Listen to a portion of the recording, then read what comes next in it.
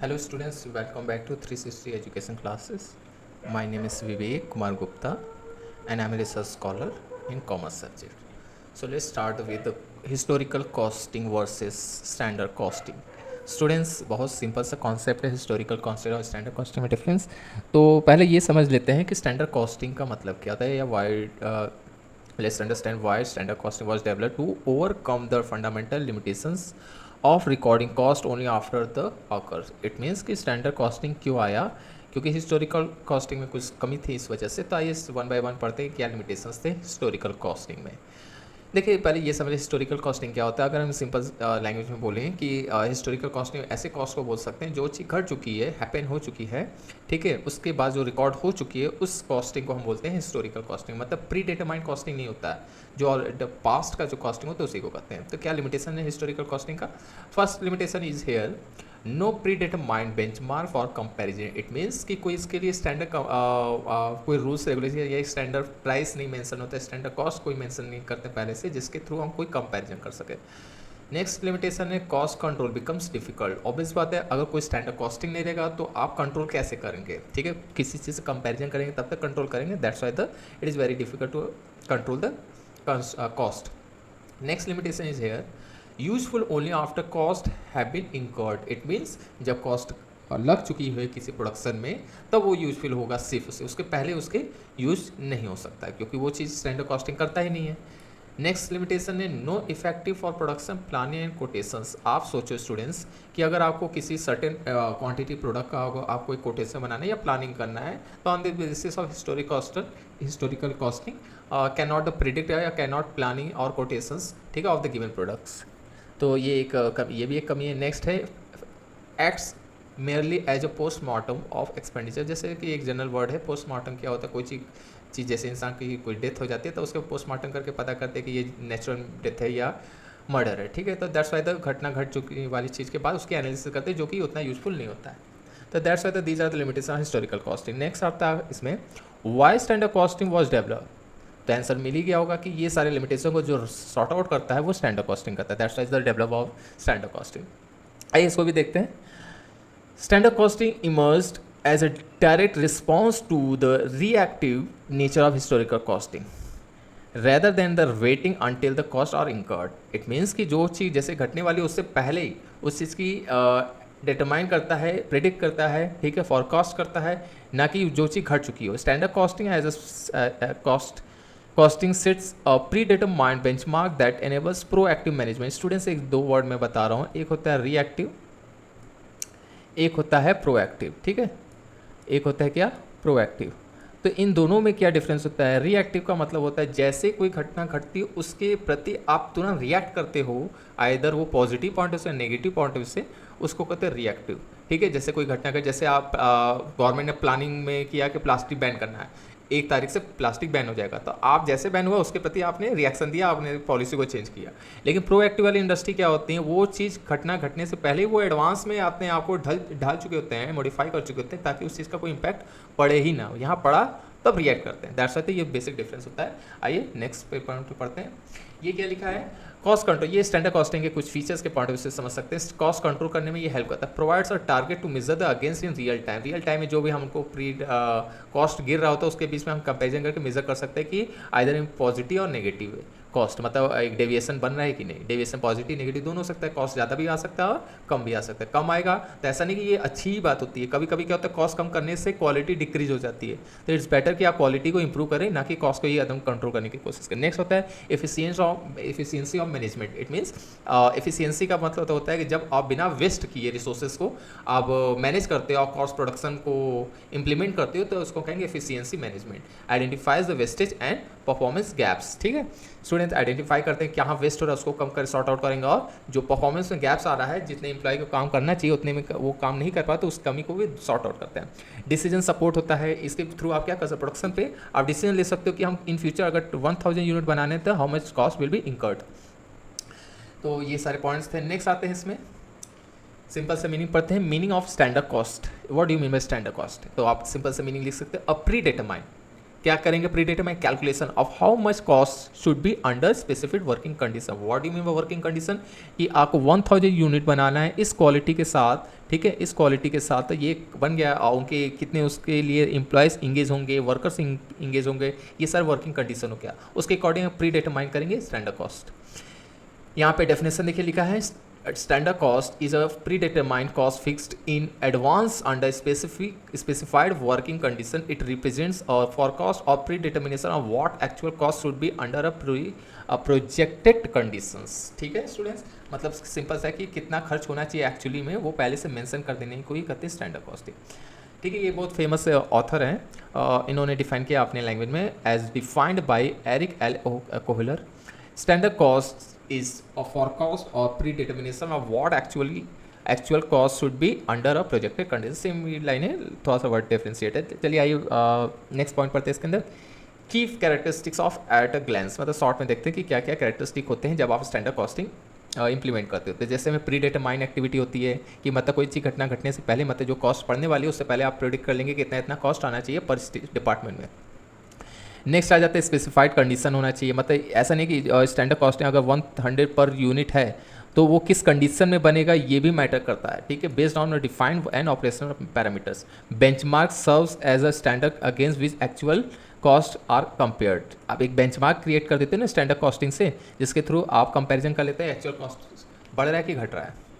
Next आते हैं main features of standard cost. Standard cost is build a set of defining characteristic that makes it powerful tool for financial management and operational control। ये बहुत powerful tool है किसके लिए, financial management और operational control. आइए इसके main features भी पढ़ लेते हैं, हालांकि ऊपर कुछ फीचर्स सिमिलर होगा।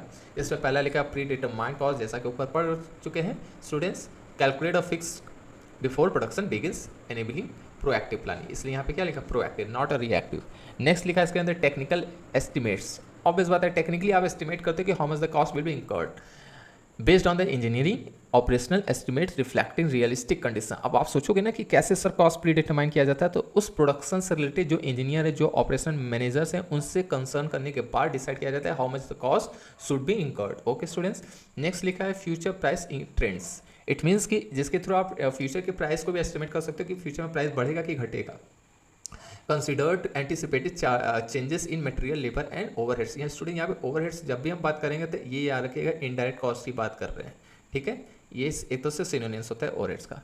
नेक्स्ट है वेरिएंस अकाउंटिंग। आप इसके थ्रू ये भी कर सकते हैं कि जो वेरिएशन आता है, जैसे हम बोले 100 पर यूनिट होगा प्रोडक्शन, अब वो 80 रुपीज़ आ गया या 110 आ गया, तो वेरिएंस तो हो रहा ही रहा है, 10 रुपये यहाँ बढ़ जा रहा है, प्लस में ये हो जा रहा है माइनस में 20 रुपीज़ वेरिएशन आ रहा है। तो इस किसके थ्रू पता चलेगा, स्टैंडर्ड कॉस्टिंग से। Serves as a foundation for identify and analysing deviation from actual costing से जैसे कंपेयर करेंगे तो हमको वेरिएशन मिलेगा। Next stock valuation. स्टॉक का मतलब आपके पास जो स्टॉक पड़ा उसका वैल्यूएशन कर सकते हैं कि use for the valuing stock and work in progress. Stock और वर्क इन प्रोग्रेस दो अलग चीज़। स्टॉक एक अनसोल्ड गुड्स होता है जो फिनिश गुड्स की कैटेगरी में आता है, ठीक है, लेकिन वो बिका नहीं होता। और वर्क इन प्रोग्रेस गुड्स होता है जो ना ही पूरी तरीके से रॉ मटेरियल की कैटेगरी में आता है, ना ही कोई फिनिश गुड्स के कैटेगरी में आता है, तो वो बीच के गुड्स को कैटेगरी में करते हैं, तो इसको हम लोग वर्क इन प्रोग्रेस करते हैं। At a consistent and pre determined rate calculate कर सकते हैं। सेलिंग प्राइस डिसाइड कर सकते हैं क्योंकि हम पहले से एस्टिमेट कर लेते हैं कि कितना कॉस्ट आना चाहिए पर यूनिट पर, जिसके थ्रू हम सेलिंग प्राइस भी डिसाइड गाइडेंस दे सकते हैं। May assist management in fixing competitive and profitable selling price. देखिए स्टूडेंट्स, अब यहाँ पे लिखा है standard costing transforms cost management from a reactive postmortem into proactive. जो रिएक्टिव पोस्टमार्टम उसको हम लोग किस में बदलते हैं, प्रोएक्टिव कंट्रोल सिस्टम में। Empowering businesses to plan measures and improve performance continuously, जिसके थ्रू हम क्या कर सकते हैं, आप प्लान कर सकते हैं कि कितना परसेंट कॉस्ट आएगा, कितना इंप्रूवमेंट करना है मुझे, कंटिन्यूसली उसको काम करना है कि नहीं, ये सब डिसाइड कर सकते हैं। स्टूडेंट्स, अगर आपको स्टैंडर्ड कॉस्टिंग डिसाइड करना है तो उसके कुछ टेक्निक्स होने चाहिए। स्टैंडर्ड कॉस्टिंग की कुछ टेक्निक है जैसे सेटिंग स्टैंडर्ड्स। अब सेटिंग स्टैंडर्ड का मतलब ऐसे नहीं सेट कर लेंगे। अगर आप कोई प्रोडक्ट बना रहे हैं तो ऑब्वियस बात है या तो न्यू प्रोडक्ट होगा या तो ऑलरेडी मार्केट में कोई कॉम्पिटिटर उसके प्रोडक्ट को बना रहा होगा, तो उसके बेस पर भी आप सेट कर सकते हो कि अगर उस कंपनी का प्रोडक्ट की पर यूनिट कॉस्ट अगर 100 आ रहा है तो आपका भी कितना आना चाहिए उसी वर्किंग कंडीशन के अकॉर्डिंग। जिस नेक्स्ट आ जाता है आपका मेजरिंग कर सकते हैं एक्चुअल परफॉर्मेंस की, आपका परफॉर्मेंस अच्छा है कि नहीं। नेक्स्ट कंपेयर जो मेजरिंग करेंगे कैसे, comparing the actual cost with the standard cost. Next आ जाएगा आपका एनालाइजिंग वेरिएंसेस, जो भी वेरिएंसन आएगा एक्चुअल कॉस्ट और स्टैंडर्ड कॉस्ट में वो पॉजिटिव भी आ सकता है और नेगेटिव भी आ सकता है। पॉजिटिव आएगा तो ये नेगेटिव एडवर्स रिस्पॉन्स हो जाए, क्योंकि अगर देखिए 110 है 100 प्रोडक्शन यूनिट होना चाहिए लेकिन 110 आ रहा है, तो ये तो पढ़ तो रहा है पॉजिटिव में लेकिन ये गलत है ना, मतलब कंपनी का एडवर्स सिचुएशन ला देगा। टेकिंग करेक्टिव एक्शन, जो भी डिफरेंस आएगा तो क्यों हो रहा है ऐसा उसको करेक्शन करने में हेल्प करता है। नेक्स्ट आते हैं स्टूडेंट्स स्लाइड पर। हाँ, करंट स्टैंडर्ड कॉस्टिंग और बेसिक स्टैंडर्ड में क्या डिफरेंस होता है, आइए समझते हैं। Understanding the distinction between the current standard and basic standard is crucial for effective cost management and strategic planning. तो पीरियड के बेस पर अगर देखा जाए, करंट स्टैंडर्ड क्या होता है, एक शॉर्ट टर्म का 1 ईयर का प्लानिंग होता है, जबकि बेसिक जो होता है वो लॉन्ग टर्म का होता है। फॉर एग्जांपल 5 to 10 ईयर्स और मोर हो पीरियड हो सकता है। जैसे कुछ क्या होता है कि 1 साल के अंदर स्टैंडर्ड कॉस्टिंग बनाते हैं, एक तो आपने स्टैंडर्ड कॉस्टिंग करंट से रिलेटेड है, लेकिन आने वाले फ्यूचर में 10 साल 20 साल के लिए बना रहे हैं तो वो बेसिक स्टैंडर्ड हो जाएगा। रिवीजन की बात करेंगे, reviewed and revised frequently to reflect current condition. Just because कि आपका पीरियड बहुत शॉर्ट है तो कंटिन्यू नहीं करोगे तो क्या होगा, वो कॉस्ट बहुत ज़्यादा वेरिएशन ला सकता है। ये क्या रेयरली रिवाइज किया जाता है क्योंकि एक प्री डिटरमाइंड हो जाता है और लंबे समय के लिए होता है, इसको कंटिन्यू नहीं करते, वो 5 साल या 10 साल पे रीचेक कर सकते हैं।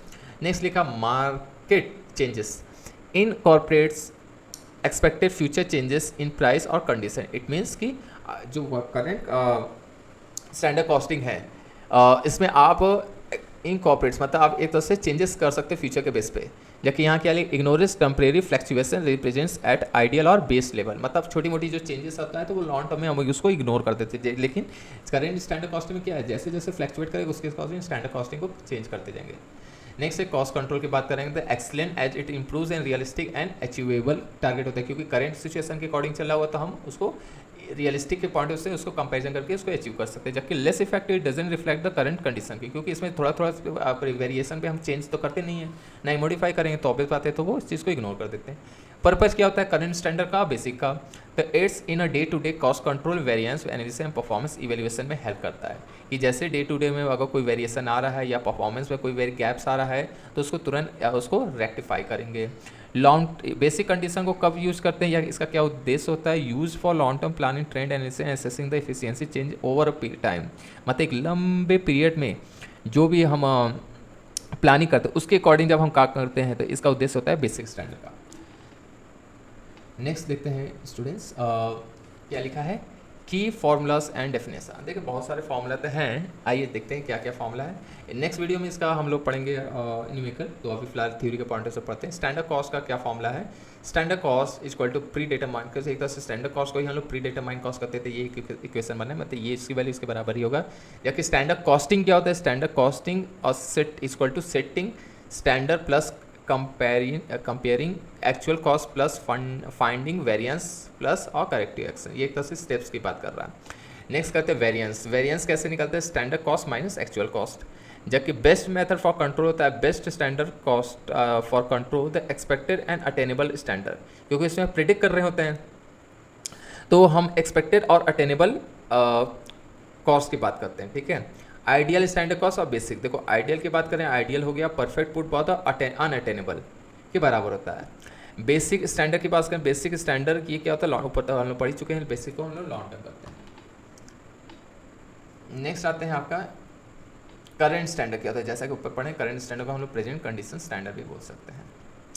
नेक्स्ट स्टूडेंट्स स्लाइड है टाइप्स ऑफ स्टैंडर्ड एक्सपेक्टेड और अटेनेबल स्टैंडर्ड। मीनिंग क्या है, standard that can reasonably be achieved under efficient condition. जब एफिशिएंट कंडीशन में किसी चीज़ को पा लेंगे तो क्या होगा, उसको स्टैंडर्ड कॉस्ट ही कहेंगे ना। फीचर्स अलाउस नॉर्मल वेस्टेज, इसका मतलब हो गया कि भैया आप नॉर्मल जो वेस्टेज उसको कंट्रोल तो कर नहीं सकते, इसे अलाउ कर दोगे, ठीक है, उतना वेस्ट तो हो नहीं है। बेस्ड ऑन प्रैक्टिकल कंडीशन पे होगा। नेक्स्ट होगा मोस्ट रियलिस्टिक स्टैंडर्ड होगा। एडवांटेजेस की बात करें तो ये प्रैक्टिकल होता है, मोटिवेटिंग होता है, बेस्ट फॉर द कंट्रोल होता है।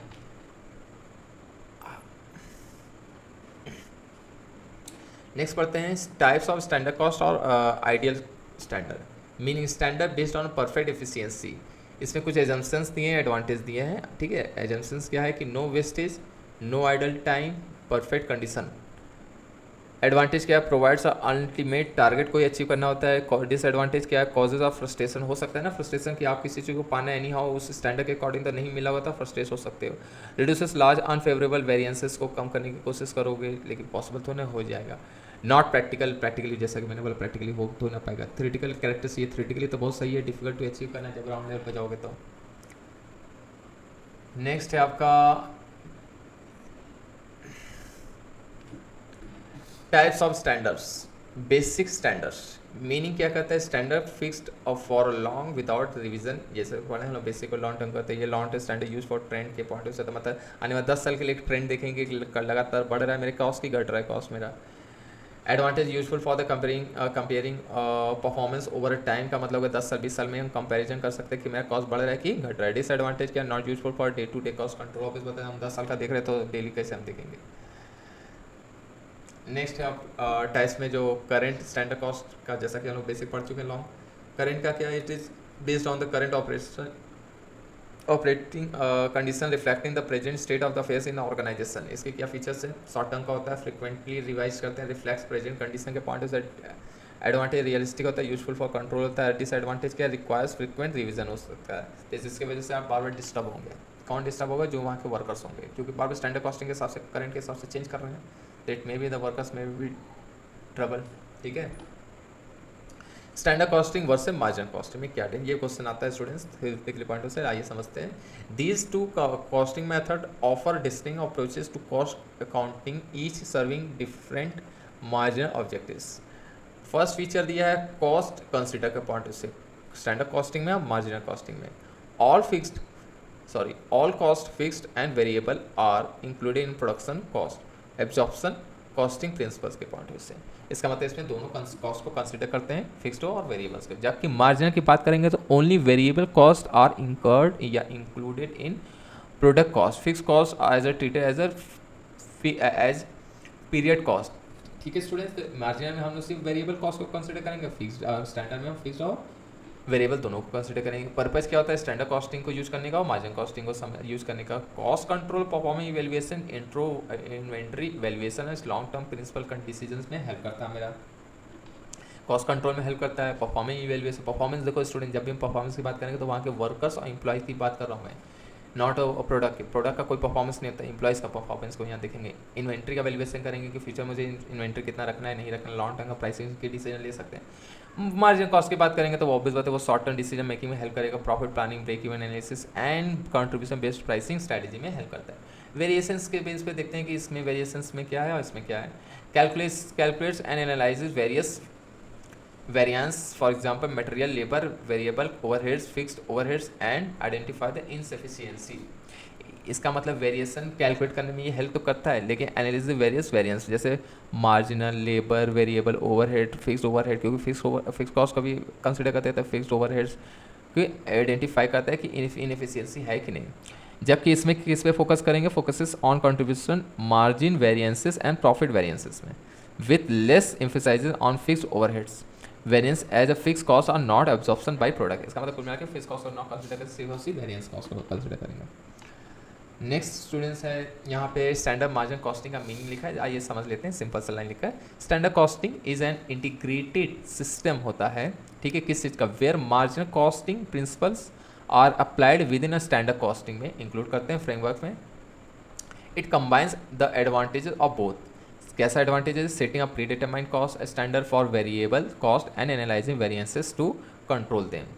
वेरिएबल की कॉस्ट को कंट्रोल करने में हेल्प करता है। वाइल ट्रीटिंग फिक्स कॉस्ट और एज पीरियड एक्सपेंसेस को की तरह ट्रीट करेंगे।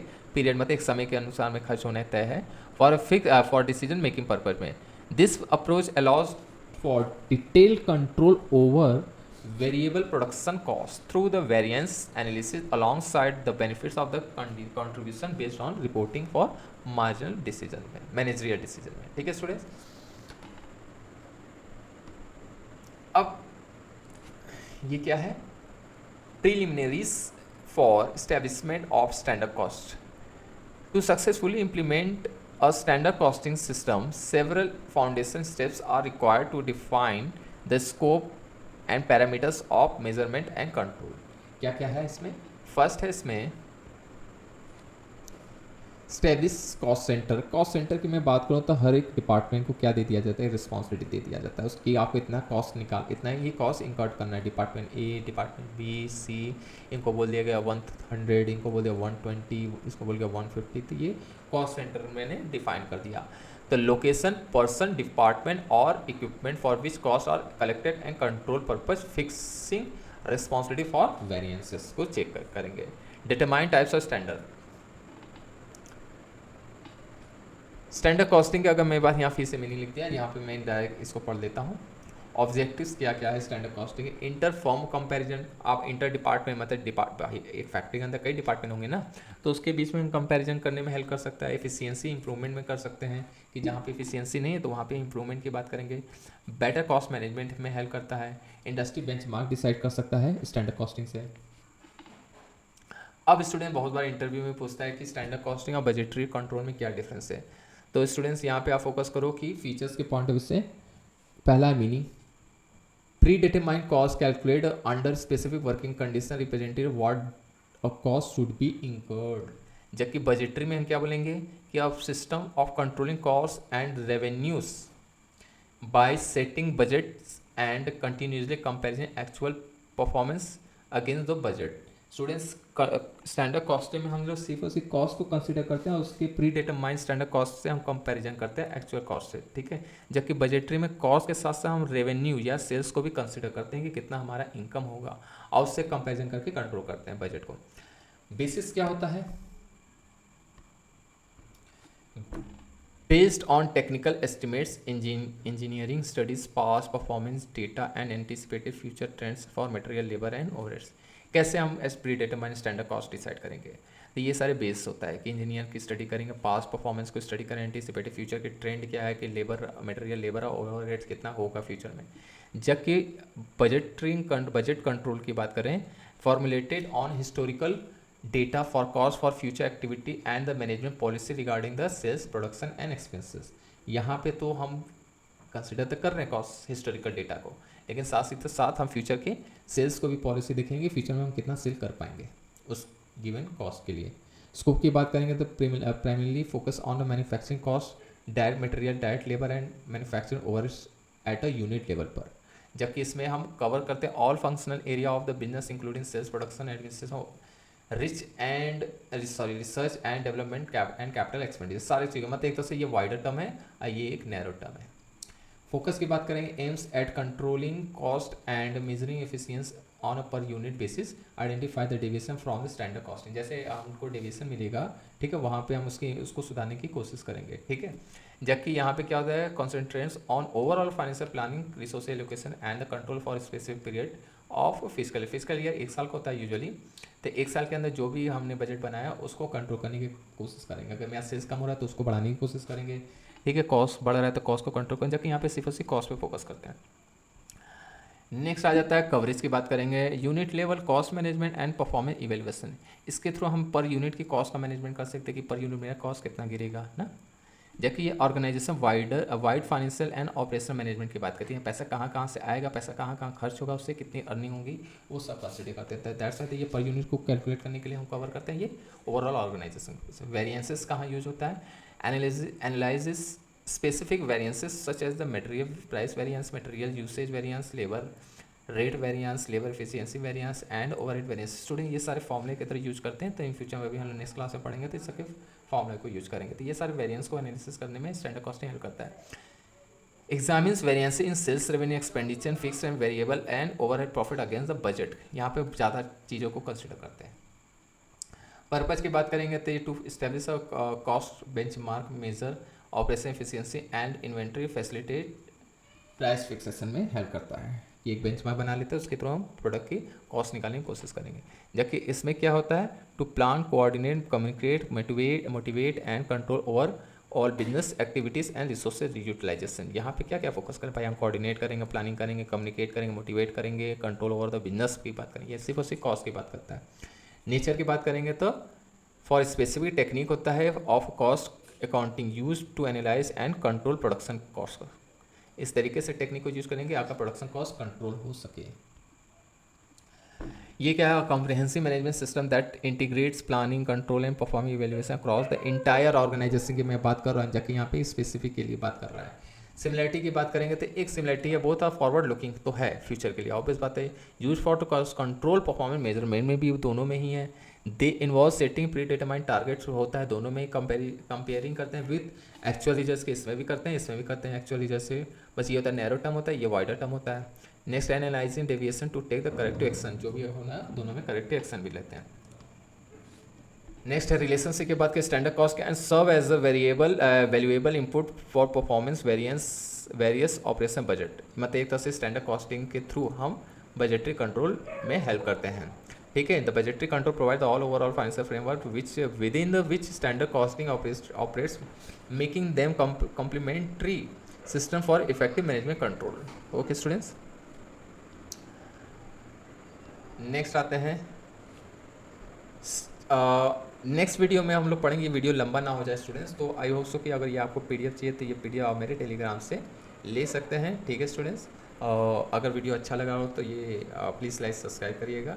और जैसा कि हम जानते हैं कि आप लोग बहुत अच्छे स्टूडेंट्स हैं, लेकिन समाज में ये देखा जाता है कि फालतू वीडियोस को जेसीबी की खुदाई देखने में मिलियंस व्यूज़ चल जाते हैं, लेकिन पढ़ाई की नॉलेज में इंसान पता नहीं क्यों कंजर्वेटिव हो जाता है, लाइक नहीं करता, शेयर नहीं करता, स्पेशली सब्सक्राइब नहीं करता। सो प्लीज़ सब्सक्राइब कीजिए जिससे आपके सोसाइटी में नॉलेज और इन्हेंस हो सके, स्पेशली स्टूडेंट्स के लिए। बाकी मिलते हैं next video. I hope so कि ये वीडियो अच्छा लगा।